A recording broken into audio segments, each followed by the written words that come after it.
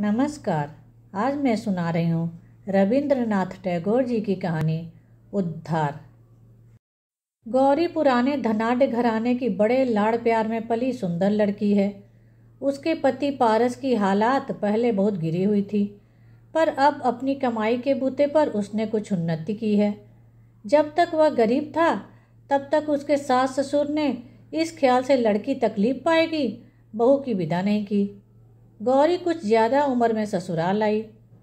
शायद इन्हीं कारणों से पारस अपनी सुंदर युवती स्त्री को संपूर्णतः अपने हाथ की चीज़ नहीं समझता था और मिजाज में वहम तो उसके बीमारी बनकर समा गया था। पारस पछां के एक छोटे से शहर में वकालत करता था। घर में अपने कुटुंब का कोई न था। अकेली स्त्री के लिए उसका चित्त सदा उद्विग्न बना रहता था।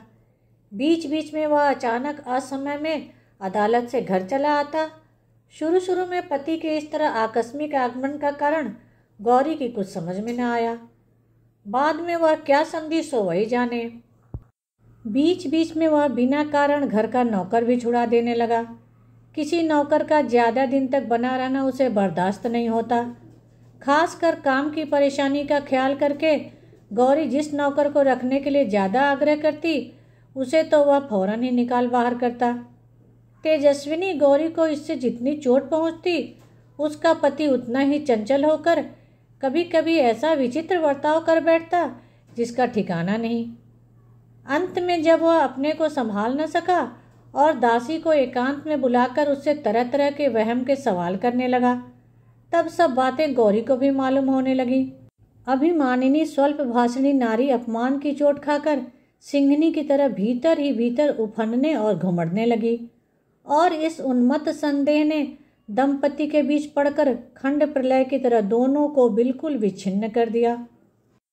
गौरी के आगे अपना गहरा संदेह प्रकट करने के बाद पारस की झिझक और शर्म जब बिल्कुल ही जाती रही, तब वह रोजमर्रा कदम कदम पर साफ साफ संदेह प्रकट करके स्त्री से लड़ने लगा और गौरी जितनी ही गम खाकर मौन अवज्ञा और पैनी निगाहों के तेज तीरों से नीचे से ऊपर तक उसके सारे बदन में लहूलुहान करने लगी, उसका संदेह का पागलपन मानो उतना ही बढ़ता चला गया।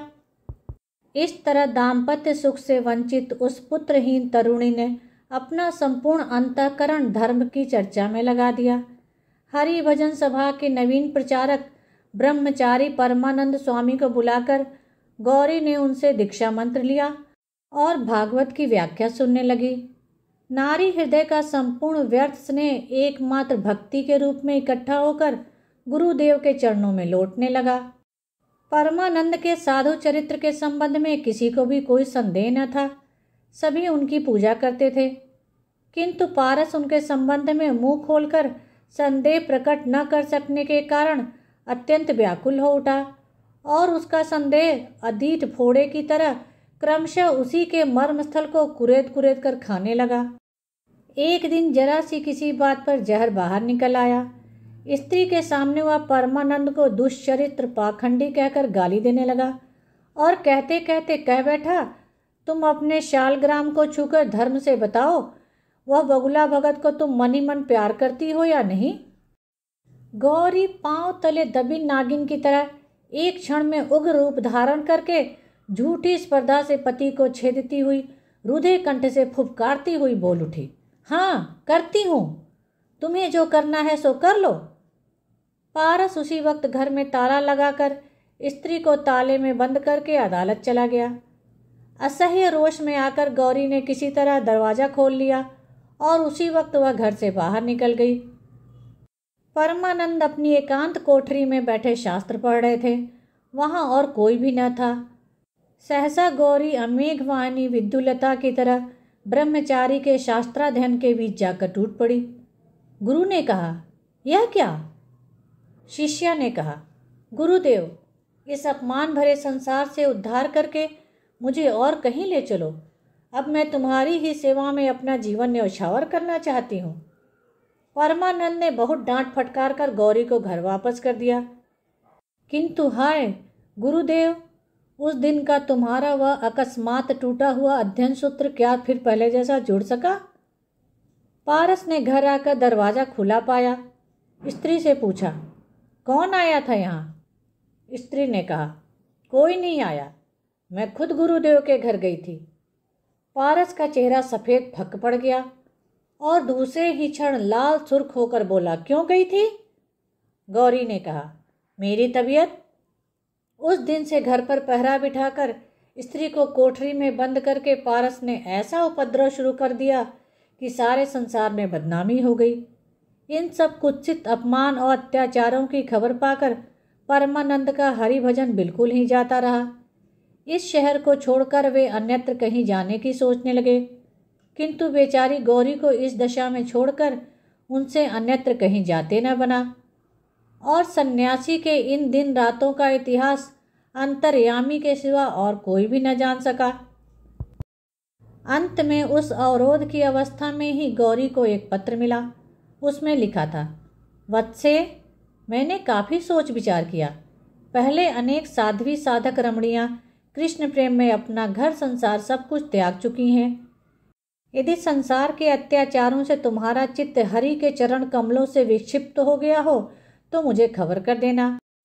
भगवान की सहायता से उनकी सेविका का उद्धार करके उसे मैं प्रभु के अभय पदार विंद में न्यौछावर करने का प्रयास करूंगा।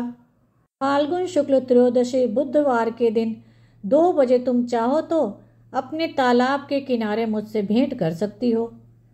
पति उस पत्र को पढ़कर भीतर ही भीतर जल भूनकर खाक हुए जा रहे होंगे, यह सोचकर गौरी मन ही मन जरा खुश हुई, किंतु साथ ही उसका शिरोभूषण पत्र पाखंडी के हाथ पड़कर लांछित हो रहा होगा, यह बात भी उसे सहन नहीं हुई। वह तेजी से पति के कमरे में पहुंची। देखा तो पति जमीन पर पड़ा हुआ बुरी तरह तड़प रहा है। मुंह से उसके झाग निकल रहा है और आंखों की पुतलियां ऊपर चढ़ गई हैं। पति के दाहिने हाथ की मुट्ठी में से उस पत्र को निकालकर गौरी ने जल्दी से डॉक्टर को बुलवाया। डॉक्टर ने कहा, एपोप्लेक्सी मिर्गी है। रोगी तब मर चुका था। उस दिन पारस को किसी जरूरी मामले की पैरवी के लिए बाहर जाना था और सन्यासी का यहाँ तक पतन हुआ था कि उस समाचार को पाकर वे गौरी से मिलने के लिए तैयार थे। सदा विधवा गौरी ने खिड़की में से देखा कि उसके गुरुदेव पिछवाड़े के तालाब के किनारे चोर की तरह छिपे खड़े हैं। सहसा उस पर बिजली सी टूट पड़ी। उसने आंखें नीची कर ली। उसके गुरु कहाँ से कहाँ उतर आए हैं। सहसा एक ही क्षण में उनका विभत्स चित्र उसकी आंखों के सामने नाच उठा। गुरु ने पुकारा, गौरी। गौरी ने कहा, आई गुरुदेव। मरने की खबर पाकर पारस के मित्र वगैरह जब घर के भीतर पहुंचे तब देखा कि गौरी भी पति के बगल में मरी पड़ी है। उसने जहर खा लिया था और आधुनिक काल में इस आश्चर्यपूर्ण सहमरण के दृष्टांत ने सती के महात्म्य से सबको दंग कर दिया। धन्यवाद। मेरे चैनल को लाइक करें, शेयर करें और सब्सक्राइब करें, जिससे सभी कहानियाँ आपको समय पर मिल जाएं।